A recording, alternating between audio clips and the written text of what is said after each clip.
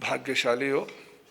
गुरु कृपा से महान पुरुषों की पावन कल्याणकारी मंगलकारी वाणी आप श्रवण करें। गीत की कुछ पंक्तियां गुनगुनाएंगे। ये गीत हम सबके मन का मीत बन जाए, हमारे जीवन का संगीत बन जाए, यही हम सबका प्रयास हो, यही हम सबकी कोशिश हो, यही हम सबकी भावना हो। खुद को देखो, खुद से देखो, होगा खुद का ज्ञान, सार यही साधना का, धर्म आराधना का, सार यही साधना का, धर्म आराधना का। खुद को देखो, बोलिए खुद को देखो, खुद से देखो, होगा खुद का ज्ञान, सार यही साधना का, धर्म आराधना का, सार यही साधना का, धर्म आराधना का। झांकोगे अपने भीतर तभी सच्चाई जान पाओगे, केवल ऊपर से ही करके भरोसा धोखा खाओगे। खोज निकालो, खोज निकालो छिपा खजाना, बन जाओ धनवान, सार यही साधना का, धर्म आराधना का, सार यही साधना का, धर्म आराधना का। खुद को देखो, खुद से देखो, होगा खुद का ज्ञान, सार यही साधना का, धर्म आराधना का, सार यही साधना का, धर्म आराधना का। और हम क्या कर रहे हैं? देखा है हमने अब तक केवल बाहर के संसार को, देखा है हमने अब तक केवल बाहर के संसार को, ओढ़े हुए हैं अपने ऊपर झूठे अहंकार को, ओढ़े हुए हैं अपने ऊपर झूठे अहंकार को। अंदर बहता, अंदर बहता सुख का झरना, कर लो रे पहचान, सार यही साधना का, धर्म आराधना का, सार यही साधना का, धर्म आराधना का। बाहर की जो नजरें भीतर से अब जोड़ लो, बाहर की जो नजरें भीतर से अब जोड़ लो, मन के ये तार प्रभु पावन चरण से जोड़ लो। अवसर आया, अवसर आया, छोड़ जहर को कर लो अमृत पान, सार यही साधना का, धर्म आराधना का, सार यही साधना का, धर्म आराधना का। खुद को देखो, खुद से देखो, होगा खुद का ज्ञान, सार यही साधना का, धर्म आराधना का। एक बार सभी बोलिएंगे, खुद को देखो, खुद से देखो, खुद को देखो, खुद से देखो, होगा खुद का ज्ञान, सार यही साधना का, धर्म आराधना का, सार यही साधना का, धर्म आराधना का, सार यही साधना का, धर्म आराधना का।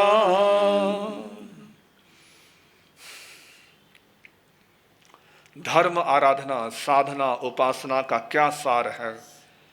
खुद को जानना, खुद को पहचानना, खुद की पहचान हो जाना, यही तो धर्म का उद्देश्य है।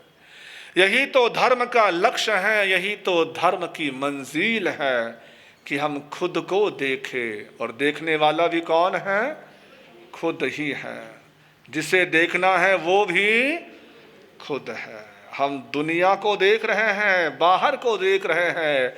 कवि कहता है आओ बाहर की नजरों को अब भीतर की ओर मोड़ लो, भीतर की ओर मुड़ लो।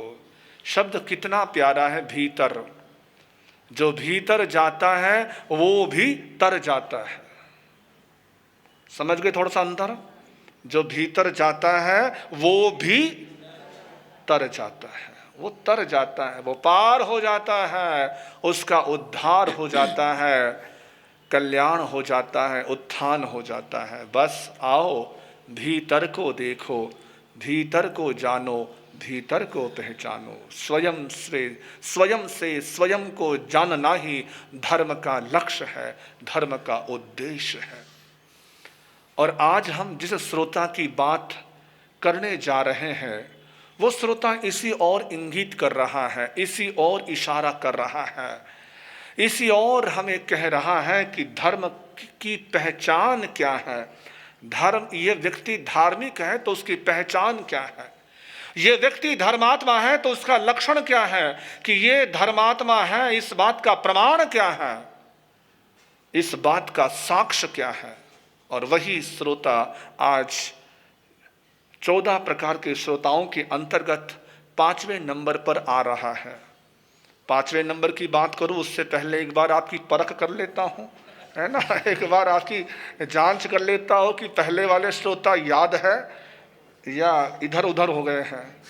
हाँ जी, पहले नंबर का भाइयों से पूछता हूँ, पहला श्रोता कौन सा था? पत्थर की तरह श्रोता। बहनों, दूसरा कौन सा था? घड़े की तरह श्रोता। तीसरा कौन सा था? छलनी की तरह। चौथा श्रोता सर्प की तरह। वाह वाह, शाबाश, बहुत बढ़िया, है ना, आपको पूरे नंबर मिलते हैं, पूरे नंबर, बराबर जवाब दिया आपने।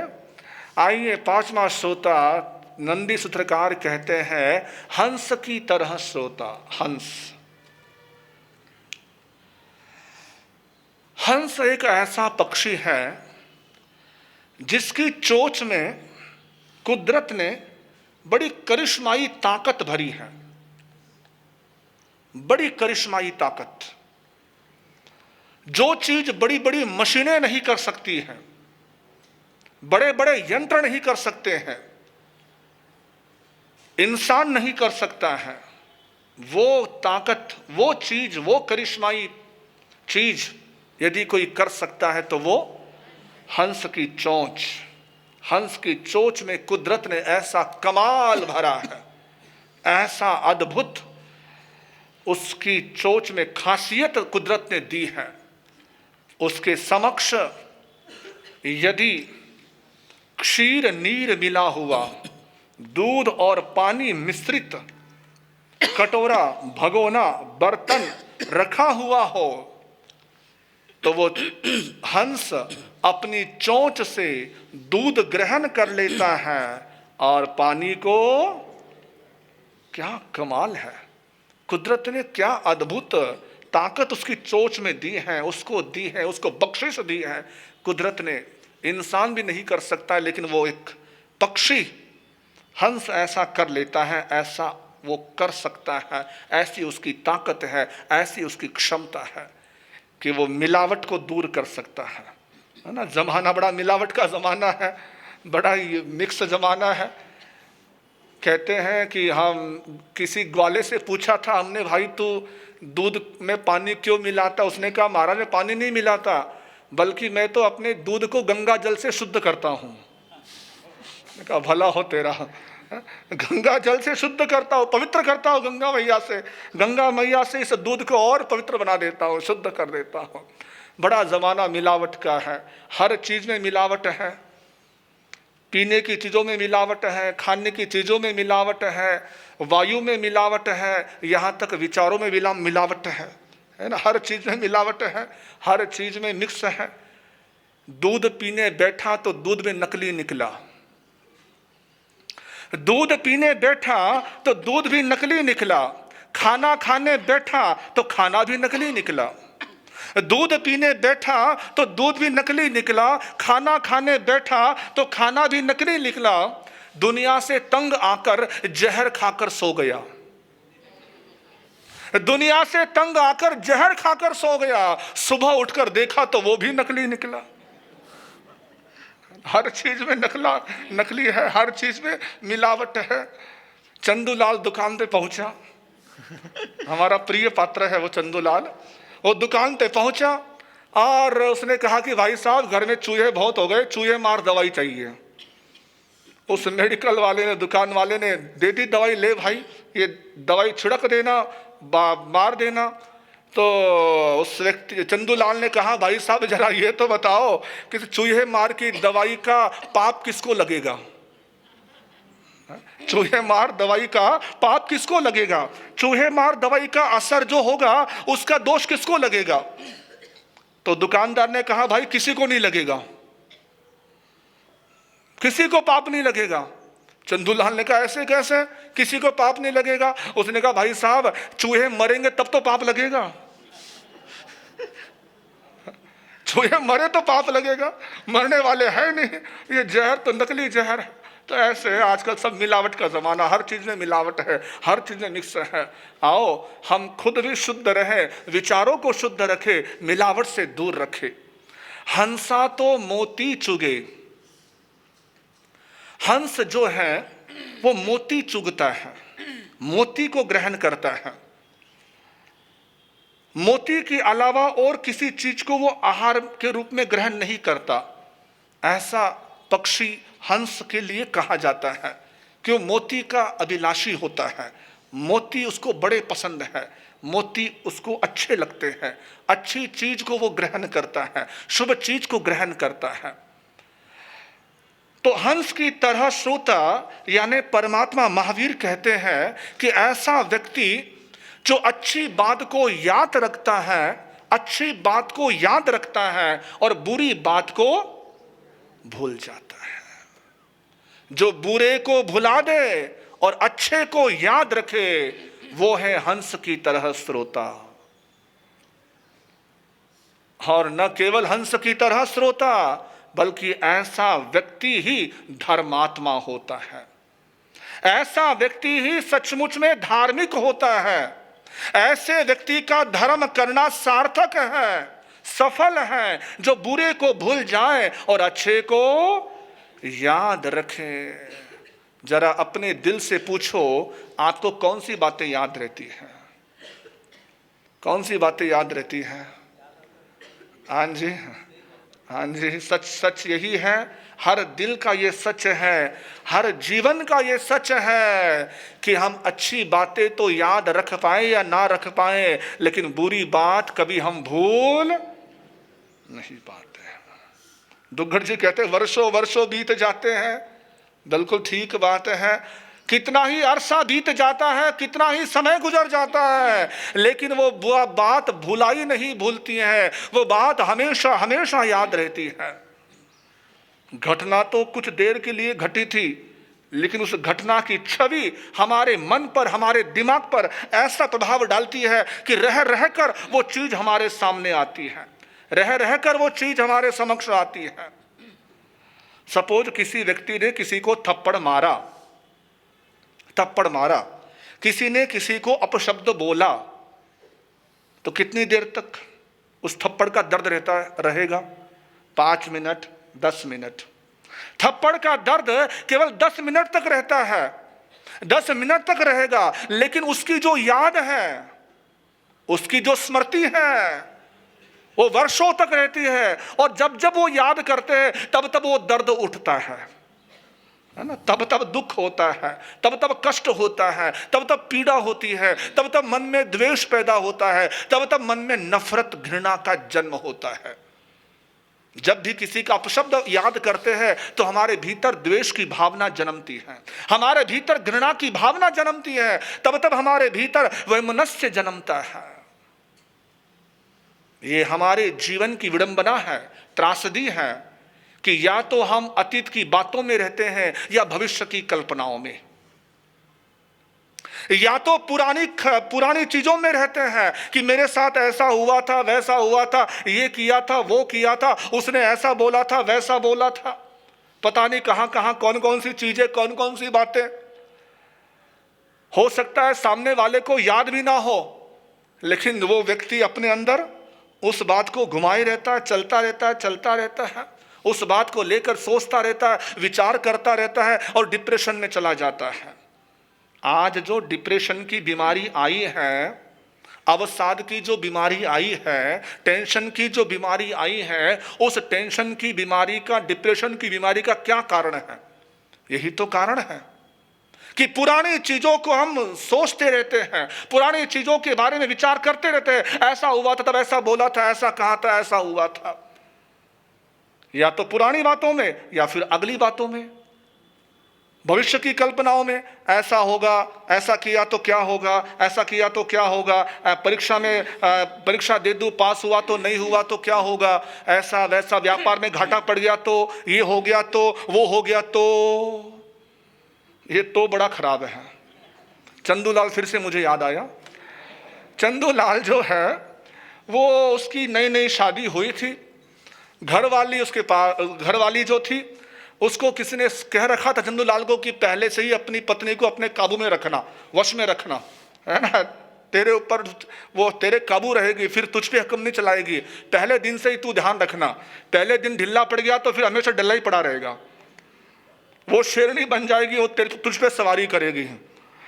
कहा ठीक है चंदूलाल। उसने गांठ बांध ली, पहले ही दिन अपनी पत्नी से कहता खाना ला, नहीं तो। क्या बात हो गई जी, आज तो मैं खाना, इससे कौन सी बड़ी बात है, छोटी सी बात है, लेकिन इसमें धमकी दे रहे। चलो खाना ले आई, खाना खिला दिया। अब वो हर छोटी मोटी चीज, टावल चाहिए हाथ पोंछने के लिए, टावल लेके आ, नहीं तो। पानी लेके आ, नहीं तो। बेचारी पत्नी घबराई सी रहती थी, बेचारी डरी डरी सी रहती थी, पता नहीं क्या कर देंगे, पता नहीं क्या हो जाएगा इनको, पता नहीं क्या गुस्सा ने क्या कर बैठेंगे। बेचारी हमेशा डरी रहती थी। कुछ समय बाद उसको सहेली मिली, होगी पूना वाली, बड़ी अच्छी बहन है आप तो, नहीं बड़ी अच्छी बहन है आप तो, है ना। तो उसको सहेली मिली, कहा कि अरे क्या बात है, तू इतनी पतली हो गई, दुबली कमजोर हो गई, क्या बात हो गया, शादी को तो अभी कुछ महीने हुए और तू इतनी कमजोर हो गई, बात क्या हो गई। उसने कहा नहीं जी बस क्या करूं, नहीं कोई बात नहीं, नहीं तो सुना सही क्या बात है। तो उसने अपना दुख दर्द अपनी सहेली को बता दिया। मैत्रिण बोलते महाराष्ट्र में, है ना, मराठी में मैत्रिण बोलते हैं, सहेली हिंदी में बोलते हैं। तो अपनी सहेली को, अपनी फ्रेंड को, अपनी उस मैत्रिण को बता दी अपनी दिल की बात, अपना दिल का दर्द कि क्या करो, वो जो मेरे जो वो है ना, कुछ भी बात हो वो सीधे बात ही नहीं करते हैं, सीधे मुंह बोलते ही नहीं है, जब मर्जी कुछ बात कहनी हो, ऐसा कर दे नहीं तो, ये ला दे नहीं तो मैं बड़ी डरी रहती हूँ, बड़ी मैं घबराई सी रहती हूँ। सहेली थी, बड़े शहर की होशियार थी, उसने कहा चिंता मत कर, तुझे मैं नुस्खा बताती हूँ, इस नुस्खे को अपना, तेरा काम देख बेड़ा पार होगा। कहा ठीक है। अपने ससुराल आई। अगले दिन चंदूलाल अपनी रोज की आदत, तकिया कलाम, जिसको हिंदी में बोलते तकिया कलाम, यानी आदत से मजबूर, हमेशा वही शब्द बोलना। तो वो तकिया कलाम से, शब्द की आदत से अगले दिन बोलता है नहाने के लिए गर्म पानी बना, नहीं तो वो सीख कर आई थी।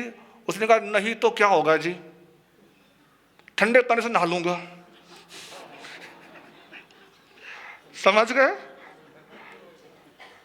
सारी पोल खुल गई, सारा धरा का धरा रह गया। तो ऐसे है ना, व्यक्ति पुरानी चीजों में उलझता रहता है या नई चीजों में उलझता रहता है।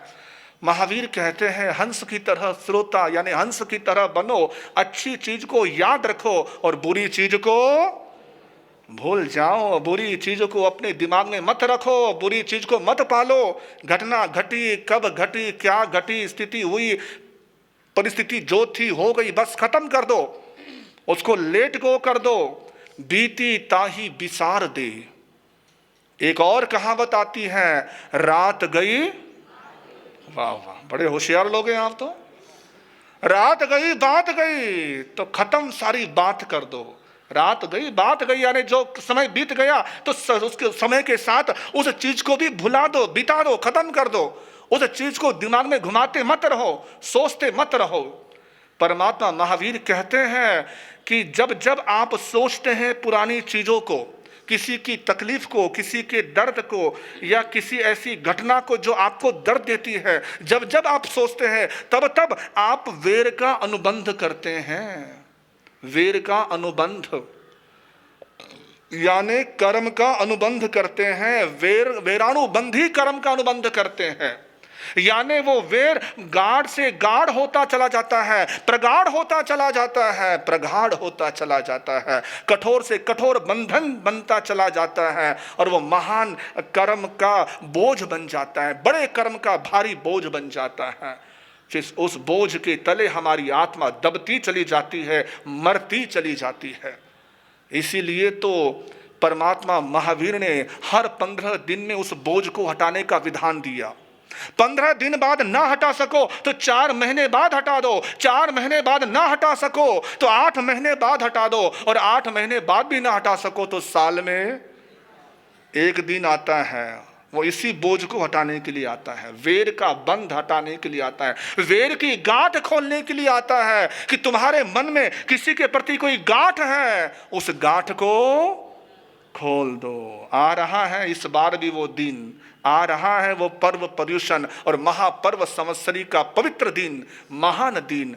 ये केवल जिन शासन में ऐसी व्यवस्था है, जिन परंपरा में ऐसी व्यवस्था है कि यदि तुम्हारे मन में किसी के प्रति गांठ है तो उस गांठ को ऐसे दिन खोल लो, निर्ग्रंथ बन जाओ, गांठ से मुक्त बन जाओ। याद रखो, गन्ना जो होता है ना, गन्ना, गन्ना समझ गए आप? ऊस, हाँ ऊस, हाँ मराठी ऊस बोलते हैं, इक्षु बोलते हैं, गन्ना बोलते हैं।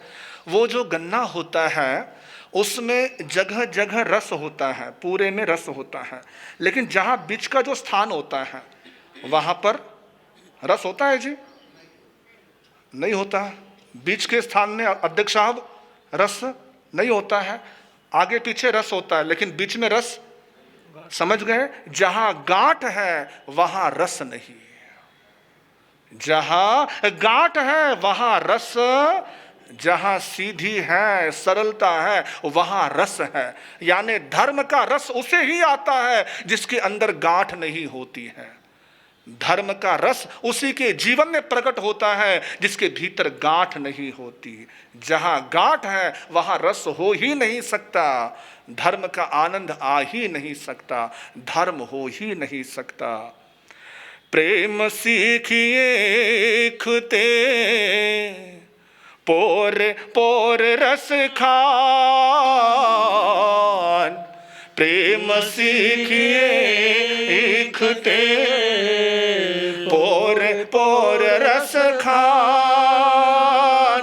जहाँ गांठ तहाँ रस नहीं, यही नीति बखान कबीरा, यही नीति बखान। कबीर भी यही बात कहते हैं कि क्षमा को अपनाना है, मैत्री को अपनाना है तो गांठ को छोड़ना पड़ेगा। आओ गांठ से मुक्त बने, बुरी चीजों को भुला दे। आज का एक मैसेज अपने अंदर बसा लो कि अच्छे को याद रखना और बुरे को भूल जाना है, बुरी घटना को भुला देना है। यही प्रेरणा, यही संदेश।